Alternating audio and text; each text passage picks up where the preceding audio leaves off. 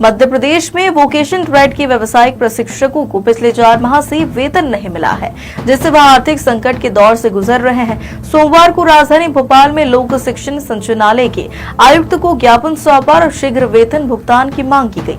मध्य प्रदेश में vocation trade के व्यावसायिक प्रशिक्षकों को माह जुलाई से अक्टूबर तक यानी पिछले 4 माह से वेतन नहीं मिलने पर सोमवार को प्रदेश भर के प्रशिक्षक भोपाल पहुंचे, जहां उन्होंने आयुक्त लोक शिक्षण संचालनालय शिल्पा गुप्ता को ज्ञापन सौंपा और शीघ्र वेतन भुगतान कराने की मांग की। व्यावसायिक प्रशिक्षकों का कहना है कि वह प्रदेश भर की जिले में अलग अलग में अपनी सेवाएं दे रहे हैं, लेकिन पिछले 4 माह से वेतन नहीं मिलने से परिवार का पालन पोषण करना मुश्किल हो गया है। हमारी 4 महीने की सैलरी नहीं दी गई है और हम ब्राइट फ्यूचर कंपनी के तहत काम करते हैं। हमने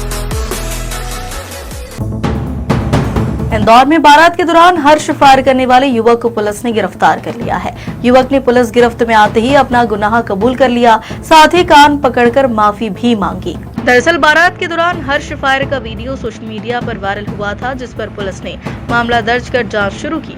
आरोपी की पहचान पृथ्वी सिंह सोलंकी के रूप में हुई। पुलिस ने आर्म्स एक्ट के तहत मामला दर्ज कर आरोपी को गिरफ्तार कर लिया, जहां उसने अपना गुनाह कबूल करते हुए माफी मांग ली। पुलिस के मुताबिक आरोपी ने कान पकड़कर माफी मांगी, साथ ही भविष्य में इस प्रकार की घटना कभी न दोहराने की बात कही। ये सोशल मीडिया प्लेटफॉर्म पर एक वीडियो वायरल हुआ था, जिसमें खजराना का बताया गया था। एक बारात में एक व्यक्ति के द्वारा हर्ष फायर किया गया था, जिसकी पहचान पृथ्वी सिंह के नाम पर हुई थी।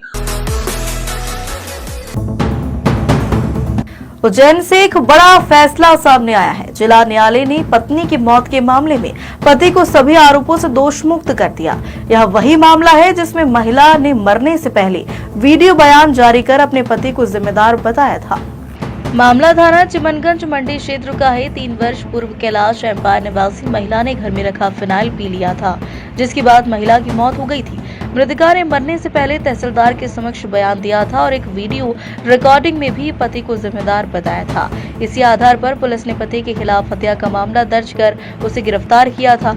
आरोपी पति को करीब 6 महीने जेल में रहना पड़ा था। हालांकि वरिष्ठ अधिवक्ता चंदन गेरा की पैरवी में जिला न्यायालय ने आरोपी को 17 अक्टूबर 2025 को दोषमुक्त करार दिया है। न्यायालय ने माना कि प्रस्तुत साक्ष्यों में विरोधाभास था और आरोप साबित नहीं हो सके। वरिष्ठ अधिवक्ता चंदन गेरा ने बताया कि मृतका द्वारा दिए गए कथन और वीडियो साक्ष्य के बावजूद न्यायालय ने पाया कि आरोप प्रमाणित नहीं है, इसलिए अभियुक्त को सभी धाराओं से बरी किया है। वहीं आरोपी पति ने कहा कि झूठे केस के कारण मेरी सामाजिक प्रतिष्ठा और आर्थिक स्थिति दोनों प्रभावित हुई। 6 महीने जेल में रहना पड़ा, लेकिन आखिरकार न्याय मिला है। पति ने पैरवी करने वाले अभिभाषक चंदन गेरा को इस केस में जीत के लिए धन्यवाद भी दिया है। उसने एक वीडियो और जारी किया था, जिसमें उसने पूरे ससुराल वालों पर एलिगेशन लगाया था कि इन लोगों ने मुझे मिलकर फिनाइल पिलाया है। इसका उसने वीडियो भी बनाया था। इस पर मर्ग दर्ज कर चिमनगंज मंडी द्वारा जांच की गई और जांच उपरांत फिर अपराध दर्ज कर अभियोग पत्र माननीय न्यायालय के समक्ष प्रस्तुत किया गया था। इसमें आरोपी जो मेरे क्लाइंट हैं संदीप जैन, उन्हें लगभग 6 माह कारावास भी भुगतना पड़ा था।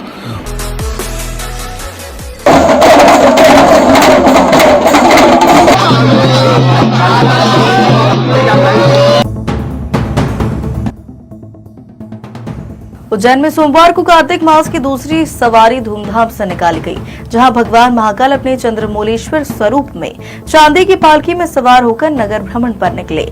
इस दौरान भक्तों ने जयकारों के साथ बाबा के दर्शन किए। सावन और भादो मास की तरह कार्तिक और अगहन माह में भी बाबा महाकाल की सवारी निकाले जाने की परंपरा अनादिकाल से चली आ रही है।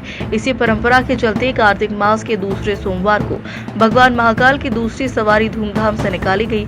इसके पहले 4 बजे महाकाल मंदिर के सभा मंडप में पुजारी पंडित घनश्याम शर्मा द्वारा बाबा महाकाल की विधि विधान से पूजा अर्चना की गई। इस दौरान कलेक्टर रोशन सिंह एवं एसपी प्रदीप शर्मा मौजूद थे। इसके बाद पालकी को कंधा देकर नगर भ्रमण के लिए रवाना किया। वहीं मंदिर के मुख्य द्वार पर पुलिस द्वारा भगवान महाकाल को गार्ड ऑफ ऑनर दिया गया। इसके बाद बाबा महाकाल चांदी की पालकी में सवार होकर अपनी प्रजा का हाल जानने के लिए नगर भ्रमण पर निकले। बता दें, यह सवारी गुदरी चौराहा, बख्शी बाजार और हरसिद्धि की पाल से होते हुए रामघाट पहुंची। जहां बाबा महाकाल का शिप्रा के जल से अभिषेक किया। इस दौरान भक्तों ने पुष्प वर्षा के साथ ही जमकर नारेबाजी की। इसके बाद सवारी के बाद अपने परंपरागत मार्ग से होते हुए वापस महाकाल मंदिर पहुंची, जिसमें पुलिस का घुड़सवार दल, होमगार्ड, मंदिर और पुलिस बैंड के साथ ही भजन मंडियां भी शामिल रहीं।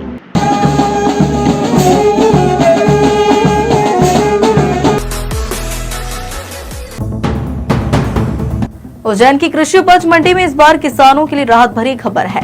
अच्छी क्वालिटी की सोयाबीन को समर्थन मूल्य से अधिक दाम मिल रहे हैं। हालांकि बारिश से फसल में बड़ी नमी के चलते कई किसानों को अपेक्षाकृत कम भाव भी मिल रहे हैं।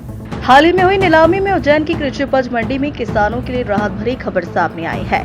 अच्छी क्वालिटी की सोयाबीन को 5,732 प्रति क्विंटल तक का उच्च दाम भाव मिला, जो समर्थन मूल्य से काफी अधिक दर है। वहीं सोयाबीन की अच्छी क्वालिटी वाली उपज को भी बाजार में बेहतर दाम मिल रहे हैं। चिमनगंज मंडी सचिव अश्विन सिन्हा के अनुसार चिमनगंज मंडी वर्तमान में जो फसलें बाजार में आ रही है, उनकी क्वालिटी और नमी के आधार पर भाव तय हो रहे हैं। लगातार 2-3 दिनों से हो रही बारिश के कारण कुछ उपज में नमी की मात्रा बढ़ी है, जिससे फसल की गुणवत्ता प्रभावित हुई।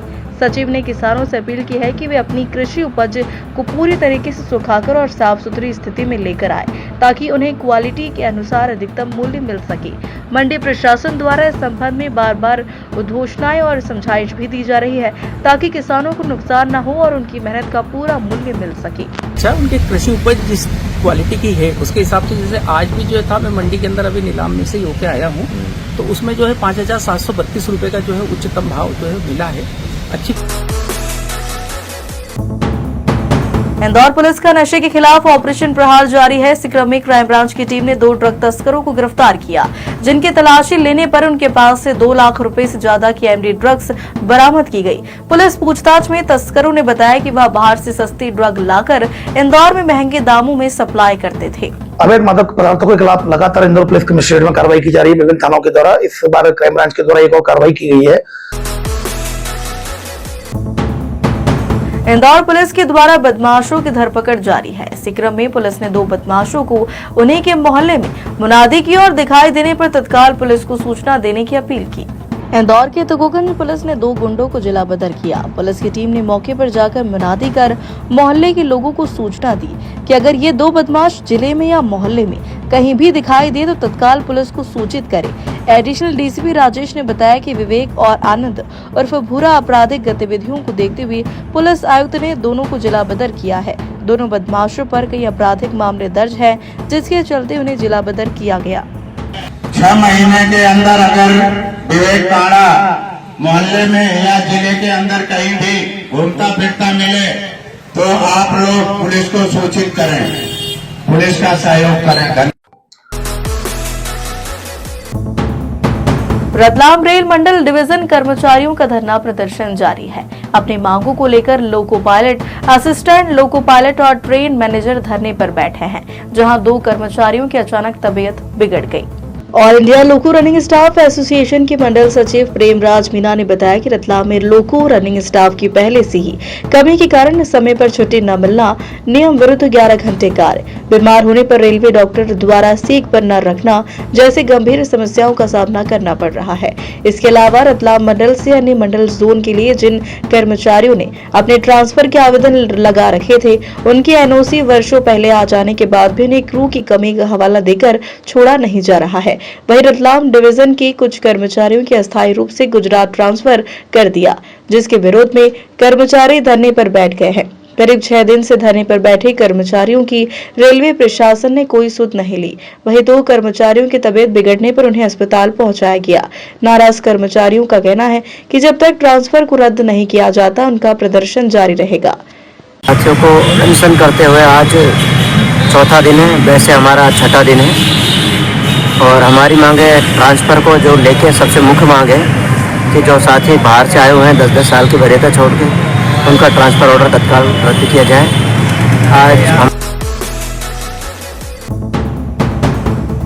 बुरहानपुर की मालेगांव पुलिस ने बड़ी कार्रवाई को अंजाम देते हुए 2 आरोपियों को हिरासत में लिया है। पुलिस ने इनके पास से 12 लाख रुपए के नकली नोट बरामद किए। दोनों ही आरोपी बुरहानपुर जिले के रहने वाले हैं, जिनका नाम मोहम्मद जुबैर अंसारी और नाजिर अकरम बताया जा रहा है। दोनों ही नकली नोट चलाने निकले थे, जिन्हें पुलिस ने रंगे हाथों धर दबोचा, जिसमें से जुबैर अंसारी खंडवा जिले के पेठा गांव में मस्जिद में इमाम का काम करता है। पुलिस ने इनकी निशानदेही पर माले गांव में कमरे में छापामार कार्रवाई की, जहां से एक बैग बरामद किया है, जिसमें से 12 लाख के नकली नोट मिले। पुलिस ने बताया है कि संदिग्ध गतिविधि की सूचना की जानकारी मिली थी, जिसके चलते दोनों की तलाशी ली गई, जिनके पास से नकली नोट बरामद किए थे। इसके बाद सख्ती से पूछताछ की, जिसके चलते बड़ी सफलता हाथ लगी। पुलिस अब पता लगा रही है कि आखिर यह नकली नोट यह लोग कहां से लाए थे और इस नकली नोट जखीरे के पीछे कौन कौन शख्स है। अभी पूछताछ जारी है। बुरहानपुर से धनराज पाटिल की रिपोर्ट। संदिग्ध गतिविधि तो नहीं है, इस संबंध में आए हैं। कोई जो मालेगांव में जो आरोपी पकड़ा है वो उनसे इसका कनेक्शन है क्या कुछ? नहीं, अभी इसी जांच कर रहे हैं। देश विदेश गांव शहर सब पे नजर, सबकी खबर, नया रूप है नए है रंग, सबको समेटे अपने संग। आपका अपना शहर का सपना दैनिक अवंतिका, दैनिक अवंतिका, दैनिक अवंतिका। खेल राजनीति फिल्मी बातें सब कुछ ही हम इसमें पाते, घर होटल ऑफिस या दफ्तर, क्लर्क प्यून या हो फिर अफसर, सबका चहेता सबका प्यारा दैनिक अवंतिका, दैनिक अवंतिका, दैनिक अवंतिका।